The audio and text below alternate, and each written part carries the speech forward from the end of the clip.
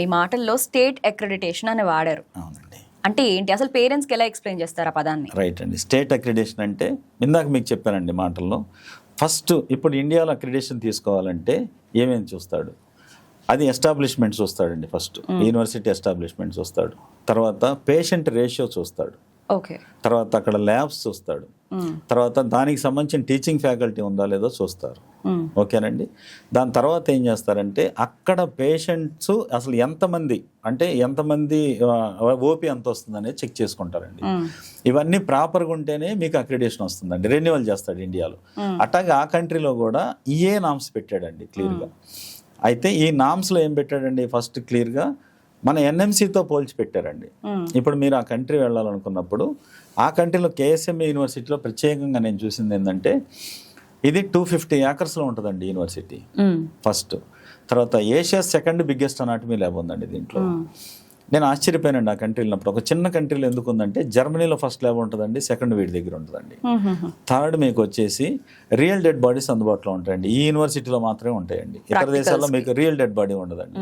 Simulation centres ఉంటాయి, వాటి మీద చేయిస్తారు. దాని తర్వాత మీకు వచ్చేసి మేజర్గా నేను గమనించిన ఇంకో విషయం ఏంటంటే 287 క్లినికల్ బేసెస్ ఉన్నాయండి యూనివర్సిటీకి. దాని తర్వాత ఇంకో విషయం ఏంటంటే మేడం, ఆ యూనివర్సిటీకి మన ఇండియాతో కొలాబరేట్ అయిన పెద్ద రీసెర్చ్ సెంటర్ ఉందండి. 40 ఏకర్స్లో ఉంటుందండి దాంట్లో. దాని నెక్స్ట్ నేను గమనించిన ఇంకో విషయం ఏంటంటే యూనివర్సిటీ లోపలే హాస్టల్స్ ఉంటాయండి. ఓకేనండి. అయితే ఈ యూనివర్సిటీ లోపల హాస్టల్స్ ఏం చేశారంటే ఇక్కడి నుంచి ఒక 12 మంది తెలుగు కుక్స్ని పంపించి ఫుడ్ అరేంజ్ చేశారండి.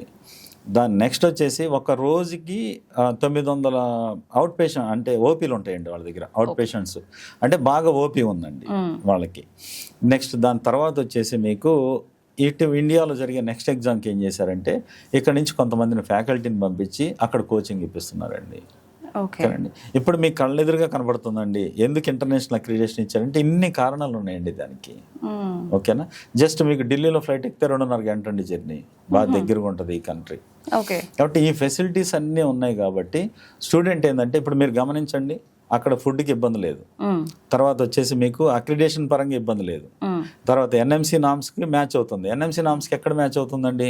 మీరు కేఎస్ఎంఏ యూనివర్సిటీ వెబ్సైట్లో కనుక వెళ్ళి చూస్తే దాంట్లో వెరీ క్లియర్గా రాస్తుందండి course duration 5 years main course, 1 year internship, 6 సంవత్సరాలు. Upon graduation from KSMA students are issued a state diploma and certificate of clinical training allowing them to carry out medical activities as a general practitioner. మీకు ఆ కంట్రీలో licence ఇస్తాడు. Course అయిపోయిన వెంటనే మీరు ఆ కంట్రీలో డాక్టర్గా ప్రాక్టీస్ చేయొచ్చు. తర్వాత మీడియం ఆఫ్ టీచింగ్ ఇంగ్లీష్లో ఉందని క్లియర్గా ఇచ్చాడండి. ఇంతకంటే మన పిల్లలకి మెరుగైన కంట్రీ కానీ మెరుగైన యూనివర్సిటీని కానీ మనం సజెస్ట్ చేయగలమా? నేను గమనించిన 10 సంవత్సరాలు జరిగిందండి.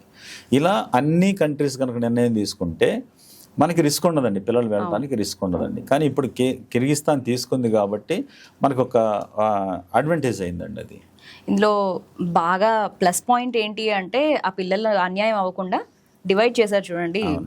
వేరే వేరే అక్రిడిటేషన్ పొందిన వాటిలో అది చాలా చెప్పుకోదగ్గ విషయం, చెప్పుకోదగ్గ పరిణామం.